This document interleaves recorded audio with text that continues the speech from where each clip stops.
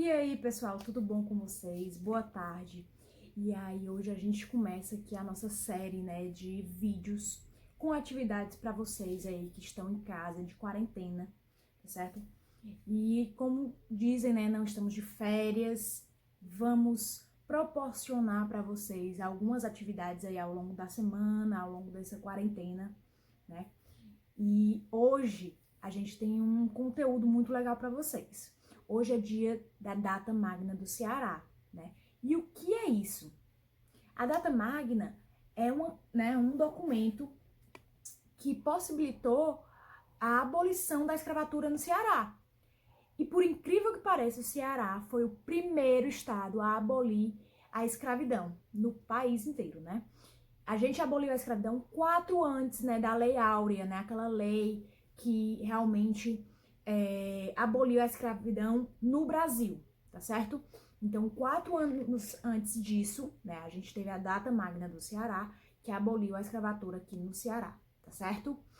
E isso é muito importante, né, pra gente, a gente tem muito orgulho disso, porque, né, é uma história muito legal, uma história muito bonita, né, o Dragão do Mar, né, aquele famoso, não é o local, tá, pessoal? A pessoa Dragão do Mar, né, possibilitou isso, né, através de uma greve, meio que uma greve que eles fizeram, né, eles se recusaram a transportar esses escravos, né, do Ceará para o sul, e aí, vendo essa situação, eles foram obrigados a abolir a escravatura aqui no Ceará, tá certo?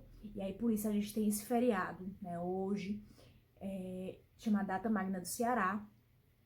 E para isso, em relação a isso, a gente vai propor aqui algumas atividades para vocês, tá certo? Então, gente, continuando sobre a nossa série, né, de vídeos sobre a Data Magna no Ceará, agora nós vamos fazer uma entrevista com uma professora historiadora e eu vou pedir que ela se apresente agora pra gente. Bem, gente, um prazer estar aqui. Eu sou professora, historiadora e sou especialista em História do Ceará. A minha monografia foi justamente a derrocada da abolição da escravatura no Ceará. E vou falar um pouco para vocês do meu conhecimento. E ela não falou, mas ela também, antes de ser professora, é minha mãe, tá, gente? Minha mãe linda, amo. E aí ela vai falar, né, um pouco sobre a primeira pergunta que a gente tem aqui, quem foi o Dragão do Mar? Bem, Dragão do Mar, a princípio, foi um pequeno menino que nasceu lá em Aracati, que tinha que sobreviver, que para isso ele teve que comer pirão e trabalhar nos porões dos navios. E cresceu e virou um líder abolicionista, que no porto do Ceará ele fez a greve do jangadeiro, uma grande batalha em prol do início da abolição do Ceará. E como foi um pouco dessa greve? Bom, essa greve ela vai acontecer onde todos os jangadeiros cruzam-se os braços para não levar mais os escravos para dentro dos navios, porque quando os vapores chegavam para buscar os negros, então não tinha como chegar até o navio, porque o porto de Fortaleza é muito distante a sua orla. Não sei, então ele se recusou com as jangadas a buscar os escravos. Isso, ele fez um acordo com os jangadeiros, no qual eles se recusavam a deixar os escravos dentro dos navios, dos vapores. Muito interessante. Principalmente o vapor Pará.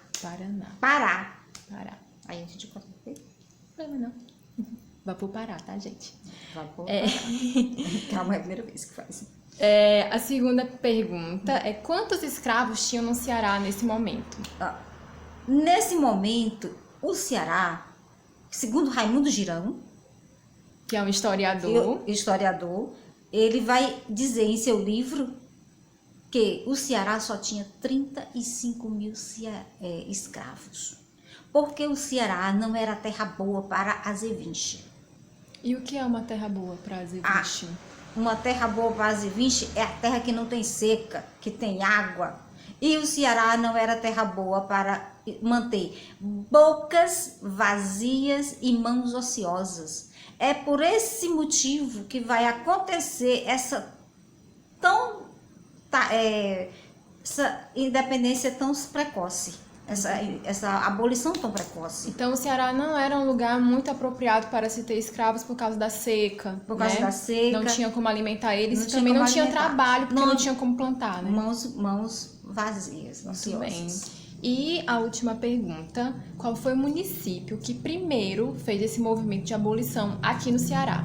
Bom, Fortaleza, ela sempre manifestou esses movimentos, fazendo quermesse, mas a Redenção, que no município de Redenção vai acontecer a primeira derrocada oficial, exatamente em Redenção, que antes se chamava Acarape. Então, Redenção tem um papel muito importante, né? E lá em Redenção tem algum museu que fale sobre isso? Isso, o Museu da Abolição da Escravatura, né? Se encontra lá em Redenção, é aberto ao público. Agora já paga uma pequena taxa, uma taxazinha pequena. Simbólica, né? Mas vale a pena, né? Vale a pena. Tá bom, então depois que sair todo esse negócio de isolamento e quarentena, Exato. né? Quem sabe vocês não vão lá conhecer o museu, conhecer a cidade. Bom, e as atividades que vocês vão fazer é a seguinte. Primeiro, vocês vão procurar no Google, tá certo? Museu Redenção Ceará, tá? Lá vocês vão procurar as fotos desses museus, né? E ver toda a história ali que aquele museu tá contando sobre a data magna, tá certo? Sobre a abolição da escravatura aqui no Ceará. Então, e um detalhe que eu não falei pra vocês é que é por isso que o Ceará é chamado Terra da Luz, tá? Por termos sido os primeiros a abolir a escravatura, tá certo?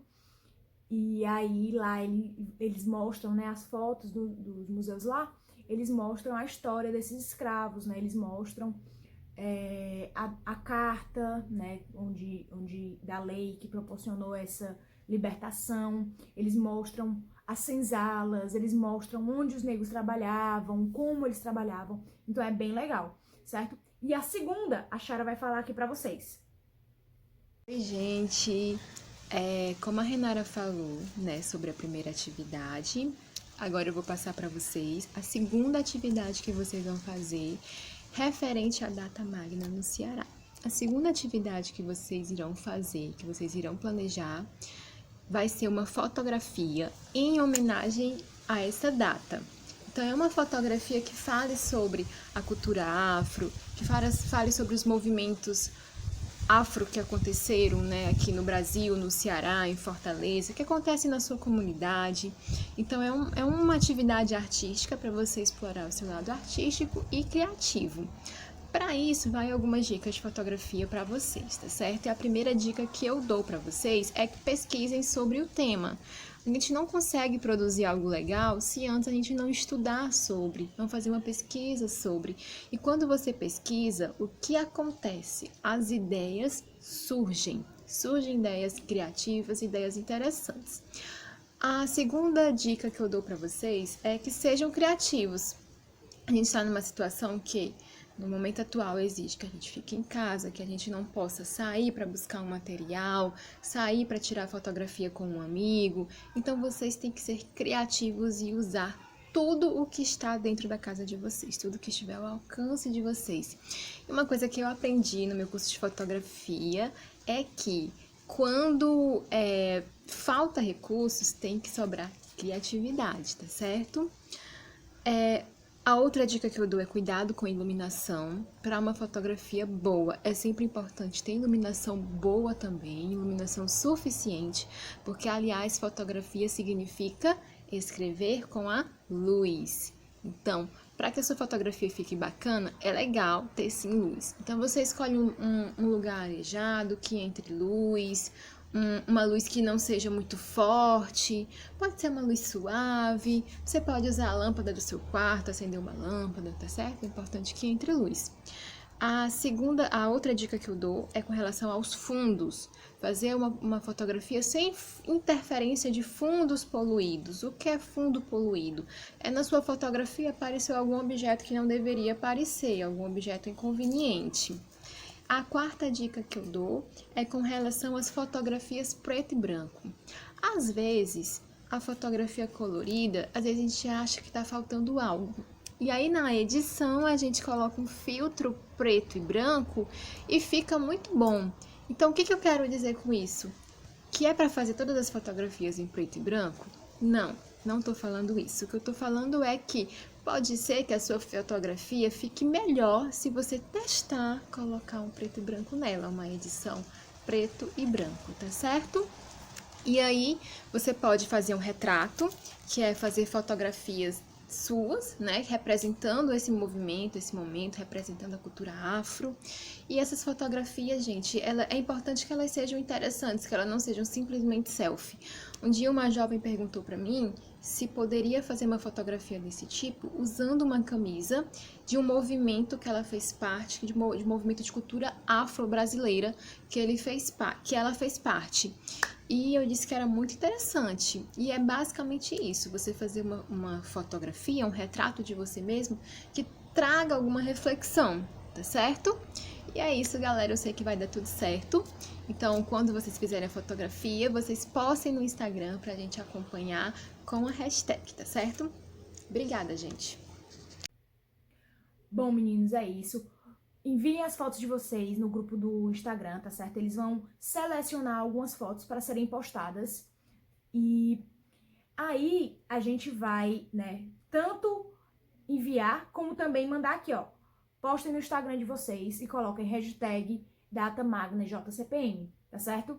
Para poder mostrar aí aos colegas de vocês e também divulgar essa data aí tão importante aqui pro nosso estado, tá certo? Espero que tenham gostado. Fiquem em casa, fiquem a salvos. Beijos.